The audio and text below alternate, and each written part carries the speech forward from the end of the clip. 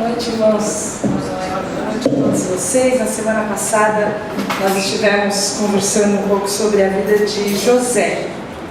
E nós notemos como é tão rica a história de José, que por mais que a gente dê um panorama e a gente tente cercar a história e absorver toda a grandeza e a riqueza de Deus na vida desse homem, a gente sempre tem que voltar para poder falar de algum assunto ou outro em que nós temos muita aprendizagem. E na semana passada nós falávamos sobre a vida de... Nós falávamos sobre a vida de José, e uma das coisas que nós pulamos foi o momento da tentação de José. E eu acredito que nós podemos conversar sobre isso, porque o que aconteceu com José naqueles dias na casa de Potifar acontece com cada um de nós dentro das nossas realidades. E a resposta de José para vencer a tentação tem uma grandiosidade, uma riqueza de Deus muito grande que pode ser aplicada nas nossas vidas e também nos ajudar a vencer e a viver diante de Deus, longe dos laços, longe das situações que nos cercam. E quando nós falamos sobre tentação, eu vejo a tentação como um operador de telemarketing. Você já recebeu aquela ligação querendo vender alguma coisa para você? Eles ligam nas horas mais inapropriadas, né? Você tem que gastar aquele tempo e tal, mas nos momentos menos convenientes são as horas que eles ligam. Outra coisa é que, por mais que você diga não, eles continuam te pressionando, te pressionando, te pressionando, te pressionando. Fica difícil de você se ver livre deles. E eles voltam a ligar. Você fala, olha, não é aqui. Não tem nenhuma Elise aqui mais. Não mora mais ninguém nesse número. Eu não quero comprar, eu não quero trocar meu carro, minha televisão. Eu não quero isso, não quero. Mas não adianta, que eles vão ligar de novo na outra semana. Eles insistem. E o mais interessante é que eles fazem parecer para a gente um grande negócio, né? Mas você sabe no fundo que aquilo é uma furada, que você vai se arrepender se você fizer aquele negócio pelo telefone. A tentação é isso. Insiste, pressiona. Você pensa que você venceu, daqui a pouco está ela lá de novo. Parece que é um negócio legal, mas você no fundo sabe que aquilo ali é uma furada. E vira e mexe, a gente tem que lidar com isso em nossas vidas. Cada um na sua área, porque a palavra de Deus fala em Tiago 1,14 que cada um é tentado quando ele é atraído pelos seus próprios desejos. Eu tenho uns, você tem outros, cada um tem o seu, cada um tem a sua vulnerabilidade, e dentro disso nós sabemos, todos nós, que José foi tentado. José foi cercado, e se você não sabe, você vai conhecer a história de José hoje. E ele foi cercado e atraído por um pecado muito conhecido por nós hoje, principalmente na sociedade que a gente vive, que é o pecado da imoralidade sexual. É o adultério. Ele não era casado, mas a esposa era de Potifar. E todos nós, casados, solteiros, jovens, velhos, de alguma maneira, somos cercados e estamos presos a uma certa situação que nós vemos, ou que nós ouvimos, ou que nós lemos, que sempre nos conduz a esse tipo de pecado da imoralidade sexual. E raramente, vocês vão concordar comigo, nós falamos sobre isso, não é verdade? A gente evita falar sobre os assuntos, a gente gosta de falar da grandeza de Deus, da bondade de Deus, a gente gosta de falar da graça, a gente gosta de falar do amor, a gente gosta tanto de falar, mas cada dia mais a gente ouve notícias. Talvez você tenha notícias mais frescas do que a minha, de pessoas que têm seus ministérios destruídos porque caíram no pecado, de famílias que foram destruídas por causa do pecado. E nós, como igreja, temos uma responsabilidade, em primeiro lugar, diante de Deus, de ter em nosso coração a ferida, o quanto nós ainda temos a convicção da verdade do Evangelho. E é por isso que nós vamos falar sobre isso hoje. Porque hoje em dia os jovens olham o sexo como uma coisa normal. Se tiver amor, está tudo bem, é tudo normal. Agora é normal, vocês são antigos. E os mais velhos falam assim: olha, se não tiver amor, não tem problema, não tem vínculo, não tem compromisso. E vão vivendo desse jeito, cada um dentro das suas justificativas, e todos em prisão. Um estudo que eu fiz, esse é o versículo que eu li. Um estudo que eu fiz diz que hoje 15% do conteúdo da internet tem pornografia. 15%. São 68 milhões de acessos por dia. 25% das buscas online são sobre pornografia. Se nós juntarmos 4 pessoas daqui, uma delas está buscando alguma coisa sobre isso. Há 15 anos atrás eram 19 milhões de visitantes por mês. Olha só, hoje são 68 por dia. E a média, isso é um dado da revista Rolling Stones do Brasil, a média de idade de acesso à pornografia online é de 11 anos. É a média de idade das pessoas que acessam. Então, é alguma coisa que nós devemos sim nos preocupar. Todos nós, os jovens, os mais velhos, porque antigamente, para a pessoa ter acesso à pornografia, ela tinha que ter coragem de ir na banca, pedir um jornal e esconder aquilo lá e ir para casa. E hoje em dia, com um clique no seu celular, no seu tablet, em qualquer lugar, nas Smart TVs, né, tem aqueles filmes que você compra online, você tem acesso.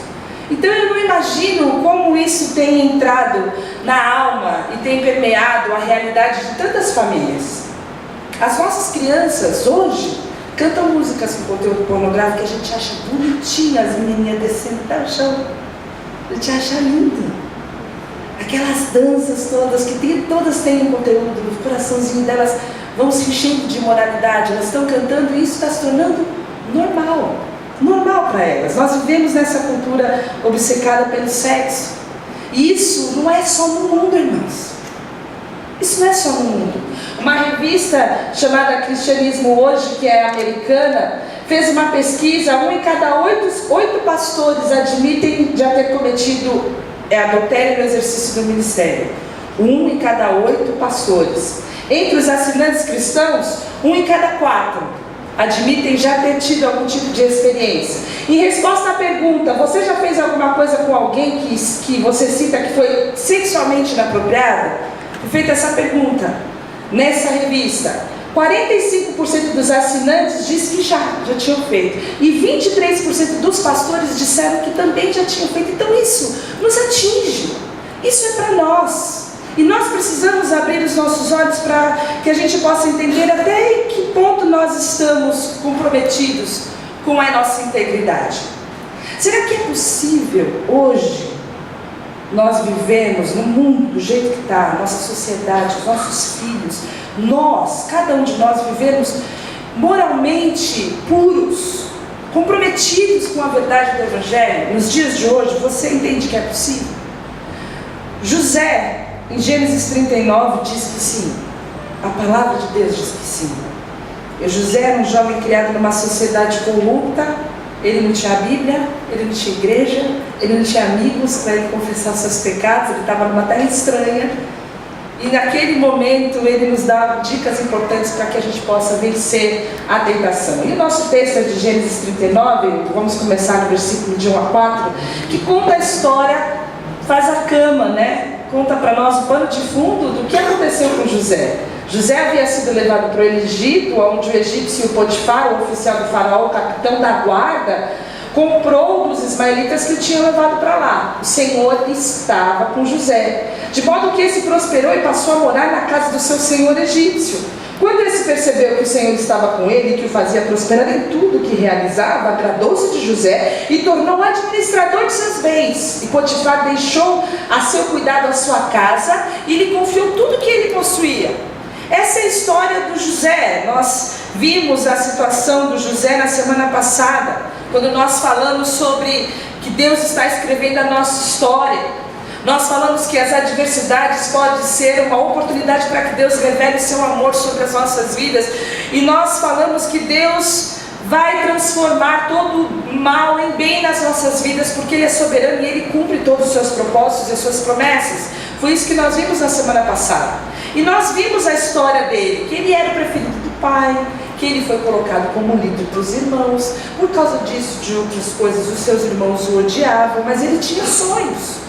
Ele tinha sonhos ousados sobre o futuro e ele sentia que a bênção de Deus estava sobre ele. Então os seus irmãos o atacam, seus irmãos o vendem, ele vai embora sem poder se despedir do seu pai, sem poder se despedir do seu irmão Benjamim, e ele é lançado na casa desse capitão da guarda do Potifar. Inicialmente ele não está na casa dele, ele é um escravo, mas algo aconteceu, porque o Senhor estava com ele, que ele veio morar na casa do Potifar. E daqui a pouco, porque o Senhor estava com ele e fazia prosperar tudo o que ele fazia, ele é senhor na casa do Potifar. E ele começa então, enquanto o Senhor, enquanto um administrador, a trazer muito sucesso na carreira, na casa, na administração dos bens do Potifar. E a gente entende que, apesar de toda essa situação, ele estava sofrido ali. Porque todo aquele seu sonho de ser senhor, de ser o rei, dos seus irmãos estarem sobre ele, agora nessa posição de escravo, ausente, distante, parecia que estava tudo sucumbindo. E não raras vezes isso acontece na nossa vida também, está indo tudo bem, né? Está indo tudo uma tranquilidade, e aí começam a vir os problemas, começam a vir as situações.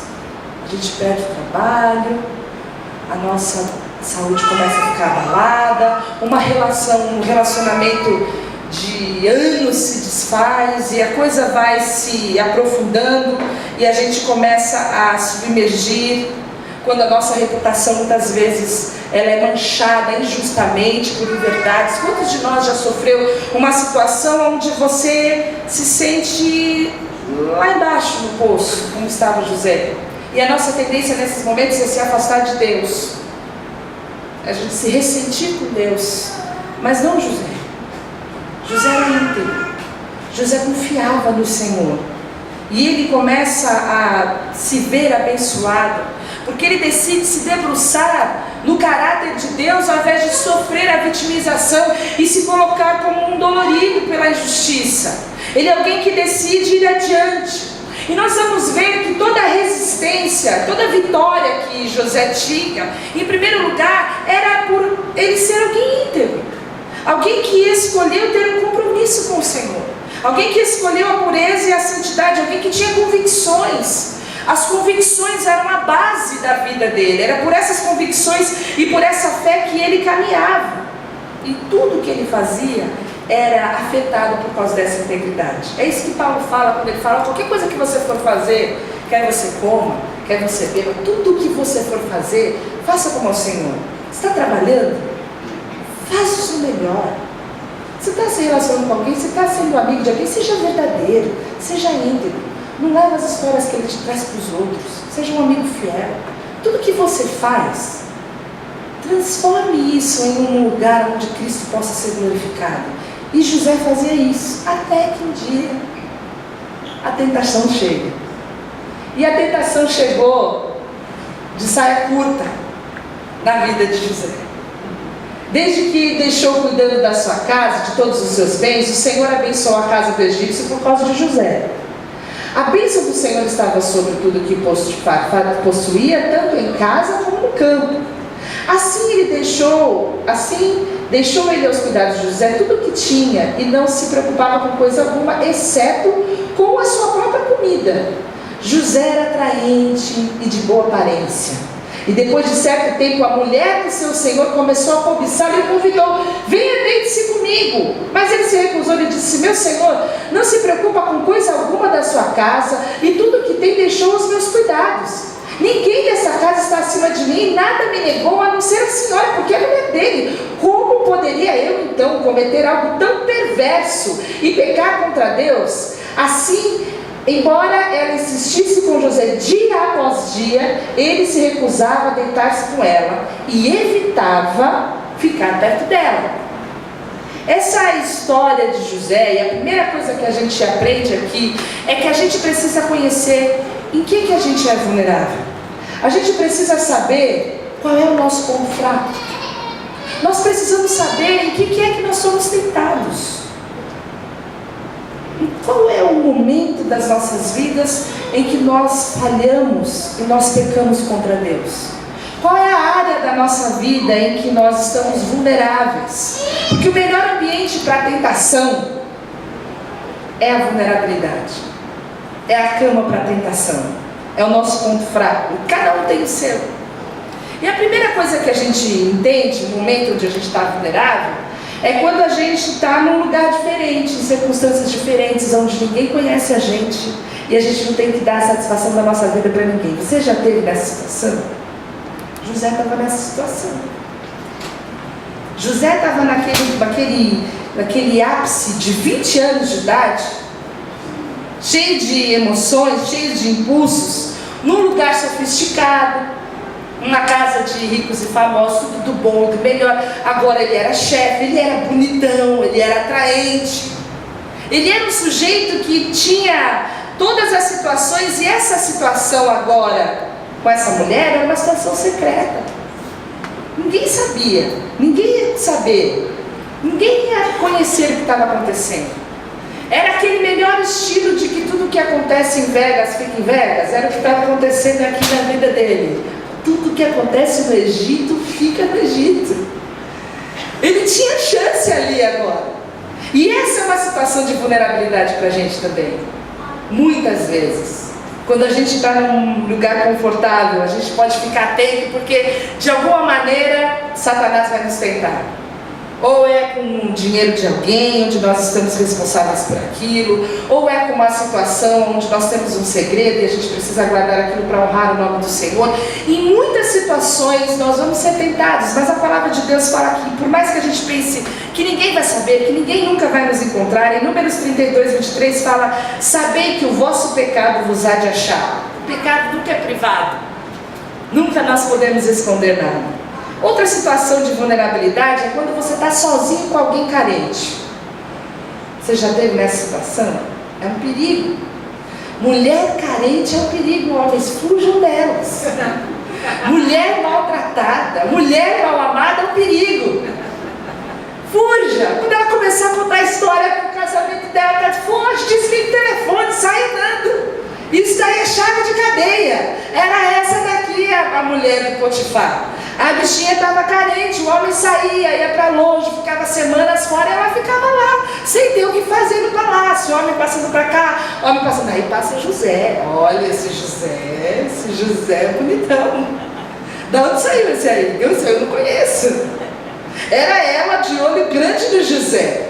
Mas o que ela precisava era de atenção. O que ela buscava era intimidade.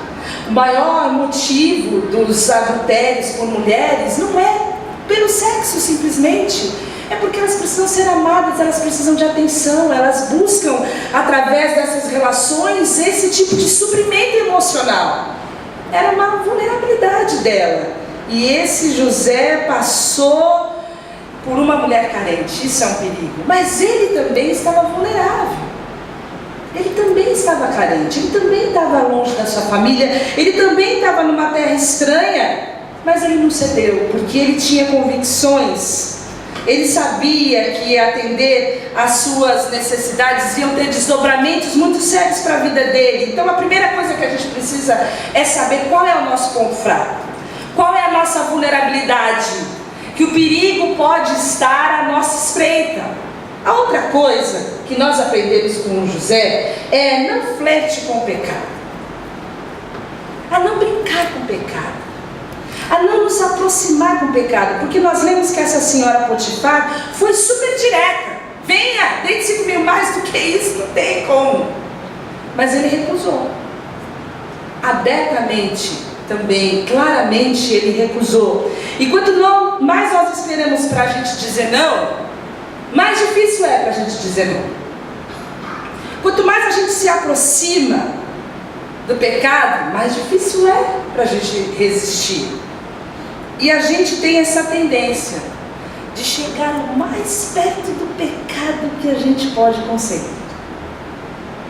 E a vitória de José se deu porque ele não quis essa proximidade.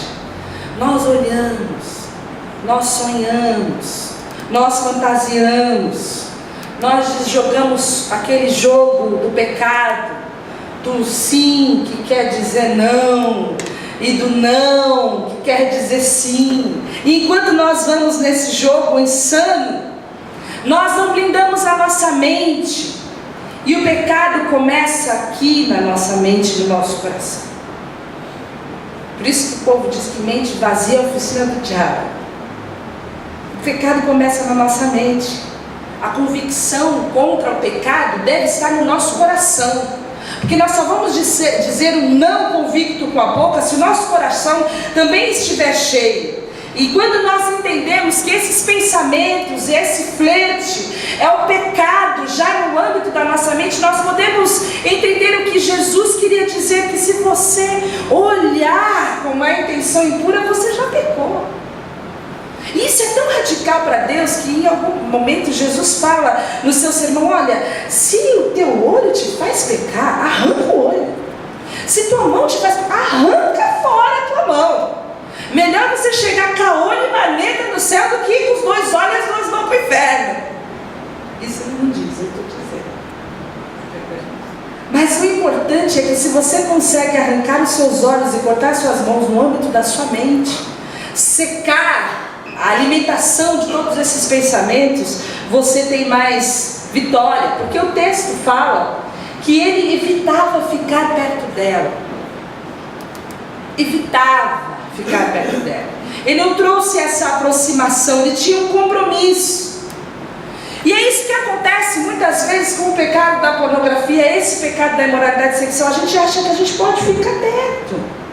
A gente acha que a gente pode entrar no site, a gente pode ver um pouco de filme, a gente pode ler um pouco de conteúdo escrito. E essa proximidade vai trazendo, minando o nosso coração. Porque isso não é normal.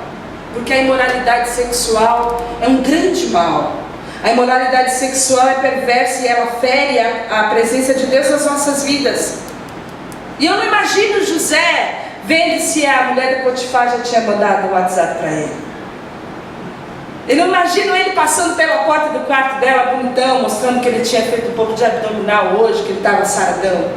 Eu imagino pela palavra que era alguém que ficava longe dela, que estava fugindo dela. E essa deve ser a nossa conduta, irmão. Se você sabe que aquilo te faz pecar, evita. Certas emoções vão ser geradas pecaminosas, fique longe. Se estar sozinho com aquela pessoa pode te leve alguém. Leve alguém. Faça isso, faça como José. Mas o mais importante é a resposta que ele dá. E essa resposta que para mim é de grande valia para que a gente possa vencer a tentação. E nós possamos entender que nós precisamos focar nas nossas responsabilidades e não nas nossas necessidades. Porque muitas vezes você vai conversar com alguém e a pessoa racionaliza o pecado e fala: não, eu tenho as minhas necessidades. E justifica o pecado por causa das suas necessidades.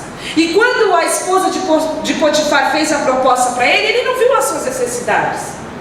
Ele sabia quais eram as suas responsabilidades. E essa é a grande dica, porque o texto fala que ele recusou e disse: eis que o meu Senhor não sabe o que há em casa comigo e entregou na minha mão tudo o que ele tem.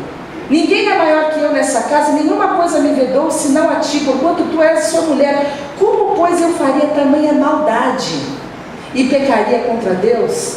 E aconteceu que, falando ela cada dia e não lhe dando ouvidos para deitar-se com ela e estar com ela, ele não dava ouvidos, ele não queria saber, ele fugia dela. Mas a resposta que ele dá, em primeiro lugar, prova que o pecado é uma violação de confiança. Quando você peca, você está em primeiro lugar pecando contra você mesmo, você está ferindo e manchando a sua própria reputação. Ele ia perder toda a credibilidade dele, ele ia perder tudo aquilo que ele conquistou. A credibilidade e a responsabilidade, a integridade dele seria ferida. Em segundo lugar, o pecado é contra o outro. O pecado é uma violação ao casamento. Ele fala: olha, meu mestre, ele não reteve nada a mim. Ele só reteve a você porque você é a esposa dele, vocês têm um laço, vocês têm um vínculo, vocês têm um compromisso. O pecado é contra o outro, mas ele sabia que o pecado era primeiramente contra Deus. E se ele tivesse focado nas necessidades dele, ele poderia ter justificado esse pecado. Quantas vezes nós fazemos isso? Quando nós pecamos, nós não entendemos que você fere você mesmo, você fere o outro e você fere a santidade de Deus. E quando nós nos justificamos, é porque nós não nos arrependemos. Quantas justificativas a gente ouve? Não, é porque a situação e tal, a mulher, olha esse meu marido, esse meu trabalho, olha as minhas condições, olha eu estava sem dinheiro, não tinha outra saída, foi a porta que se abriu. Nós justificamos, nós temos tantas justificativas, mas nós, apesar das nossas necessidades, nós temos responsabilidades. E eu acho interessante que José chama o pecado de pecado. Falou, como eu vou fazer tamanha maldade? Noutra tradução fala que o pecado, como é que eu vou fazer uma perversidade dessa? E nós vamos seguindo, hoje, na nossa sociedade, com uma nomenclatura diferente, não é verdade? O que é o pecado hoje? Ah, puladinho de seca, é um casinho, é uma fé, é uma aventura. E as crianças, os jovens vão falando que isso é normal e vão rotulando as coisas e trocando as etiquetas sobre o pecado. O pecado é sempre passado para nós como algo super divertido, super legal, super bonito. É tema de novela, tema de seriado, é tema de revistas, de histórias, de livros. Como eu já falei, a mulher é sempre malvada, é sempre uma chata, é sempre uma insuportável. E a mocinha lá, ela é maravilhosa, ela precisa ser amada. E o mocinho então que é casado, vai ter um caso com ela. E trocam-se as bolas e o pecado nunca mais é dito como pecado. E a palavra fala que há um caminho que ao homem parece direito, parece que é uma saída, que é uma boa coisa.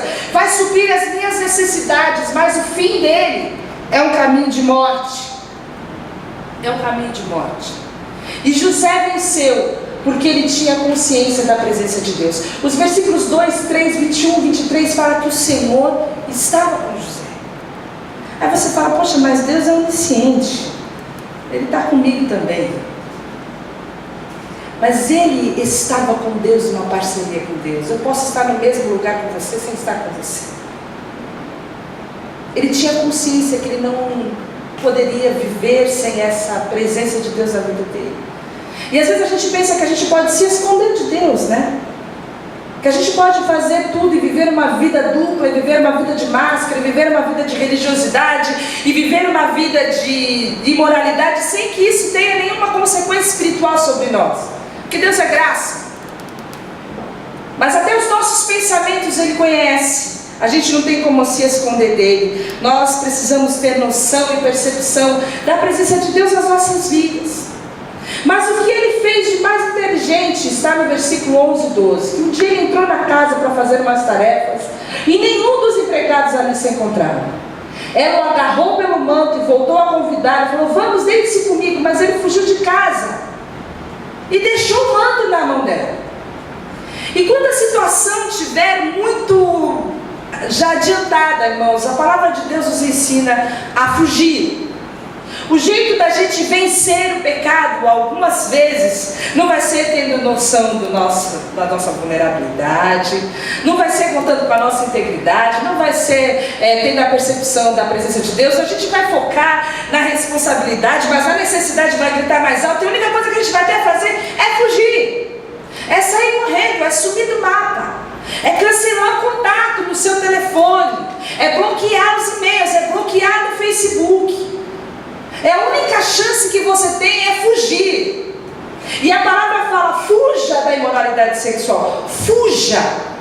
Todos os outros pecados que alguém comete fora do corpo, os comete, mas quem peca sexualmente, peca contra o seu próprio corpo. Fuja. Sai correndo, escapa-te por tua vida. Fuja dos desejos malignos da juventude, siga a fé, a justiça, o amor, a paz, juntamente com os que de coração puro invocam o Senhor. Sai desse caminho e vai para outro caminho de santidade, de integridade. Fuja, fuja. E esteja disposto a pagar o preço. Porque nós, quando decidimos ser íntegros, irmãos, nós estamos nadando contra a maré, não é verdade? Não é isso que nós temos visto hoje. numa sociedade deturpada, numa sociedade cheia de imoralidade, numa sociedade onde tudo é absolutamente normal, o errado somos nós.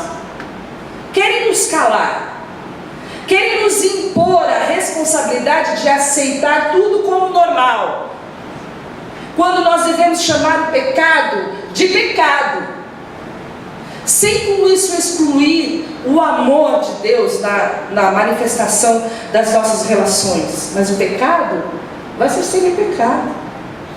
E quando nós decidimos chamar o pecado de perversidade, de grande mal, e sair correndo dessas situações que nos cercam, nós vamos ter muito preço para pagar. Vamos ter muita consequência na nossa vida. E foi o que aconteceu na vida de José. Aconteceu que, vendo ela que deixara sua roupa em sua mão e fugira para fora, chamou os homens da sua casa e falou-lhes dizendo: vede, meu marido trouxe-nos um homem hebreu para escarnecer de nós. Veio a mim para deitar-se comigo, e eu gritei com grande voz. E aconteceu que, ouvindo ele, que eu levantava a minha voz e gritava, deixou a sua roupa comigo e fugiu, e saiu para fora. E ela pôs a sua roupa perto de si, até que o seu senhor voltou à sua casa. Então falou-lhe conforme as mesmas palavras, dizendo: veio a mim o servo hebreu que nos trouxeste para escarnecer de mim. E aconteceu que, levantando eu a minha voz e gritando, ele deixou a sua roupa e fugiu. E aconteceu que, ouvindo o seu senhor as palavras da sua mulher que lhe falava, dizendo: conforme estas palavras me fez teu servo, a sua ira se acendeu. E o senhor de José o tomou e o entregou na casa do cárcere, no lugar onde os presos do rei estavam encarcerados. Assim esteve ali na casa do cárcere. O senhor, porém, estava com José e estendeu sobre ele a sua benignidade e deu-lhe graças aos olhos do carcereiro mor. Essa é a história que levou o José, quando estava em ascensão, de volta para o cárcere. Ele manteve a sua posição. Ele buscou manter a sua integridade. A verdade é que ele estava sendo acusado de estupro ali naquele momento, e em seguida ele foi enviado para a prisão.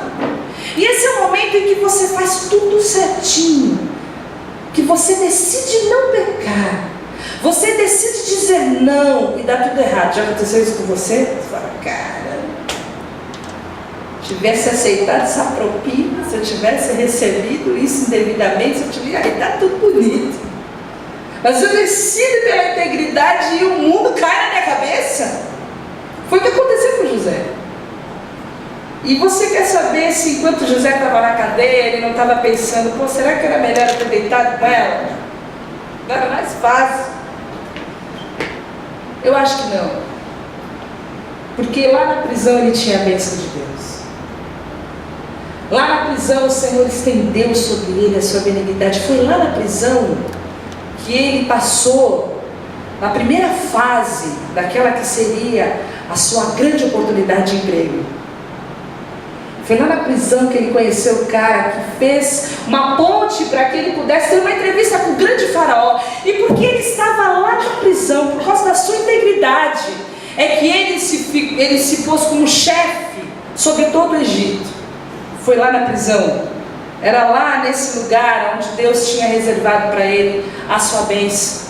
Isso nos leva a concluir que a gente não deve nunca negociar com o diabo nem com o pecado, porque eles já foram vencidos. A nossa vitória está em Cristo, na verdade do Evangelho. E uma vez um velho sacerdote foi questionado por um jovem, um menino assim que nem José, de 20 anos. Olha, como é que eu vou ser maduro o suficiente para não sofrer mais com o pecado sexual? Quando é que eu vou estar livre do pecado?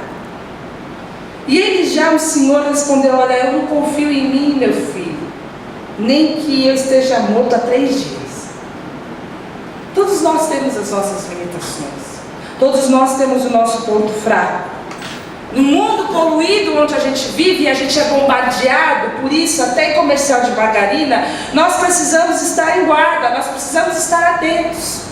Mas existem várias maneiras em que nós somos tentados. Nós somos tentados em manchar o caráter de alguém com as nossas palavras, principalmente quando nós somos pessoas orgulhosas e soberbas, estamos nos sentindo ameaçados por alguém, a gente vai falar mal dessa pessoa, porque a gente quer diminuir a pessoa para a gente poder crescer.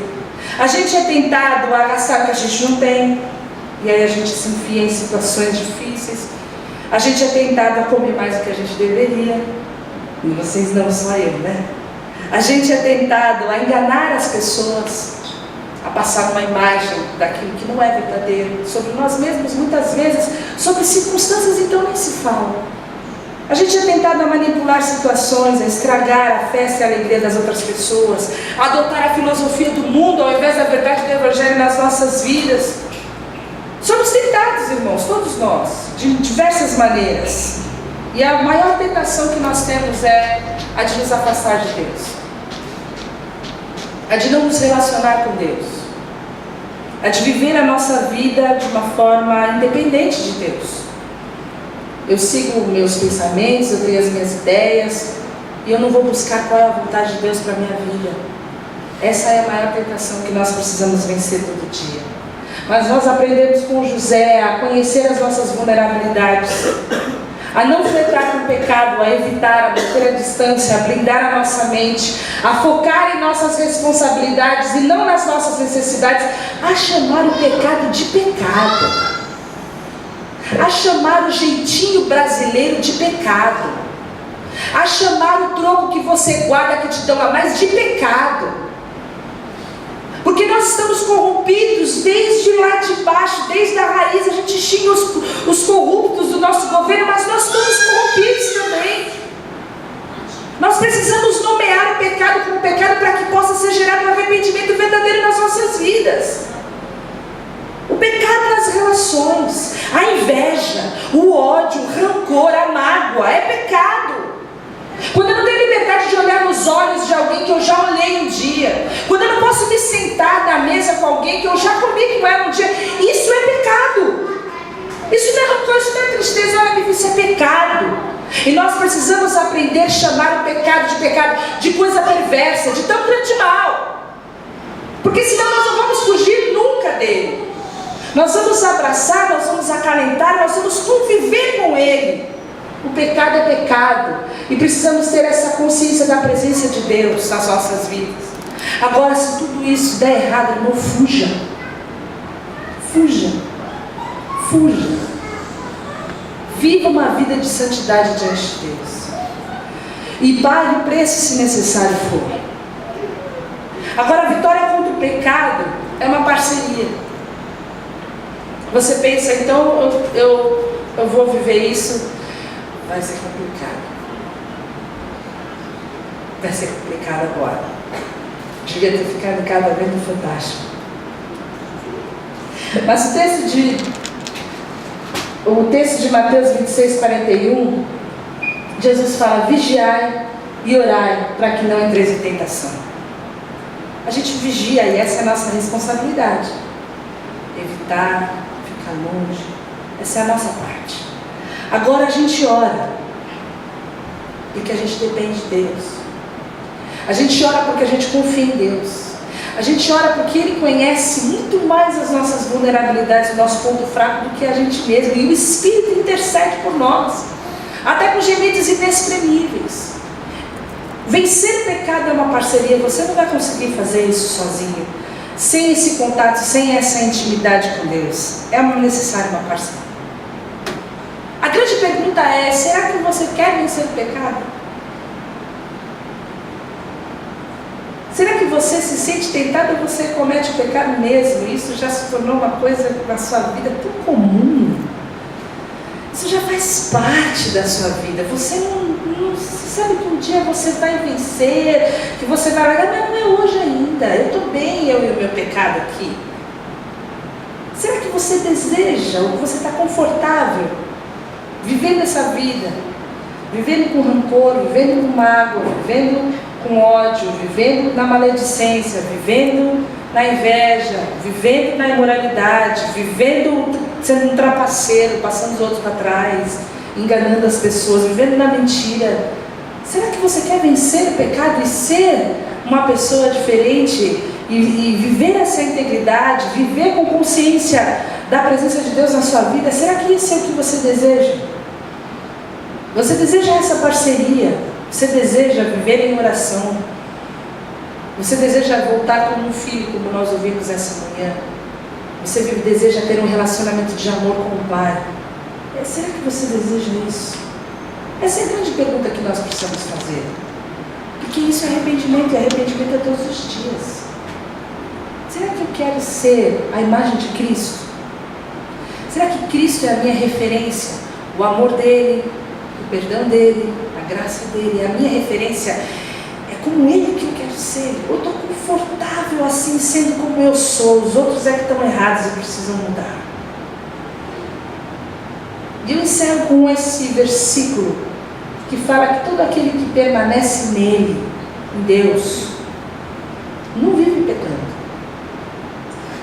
Não é que não peca, porque quem fala que não peca é mentiroso, mentiroso.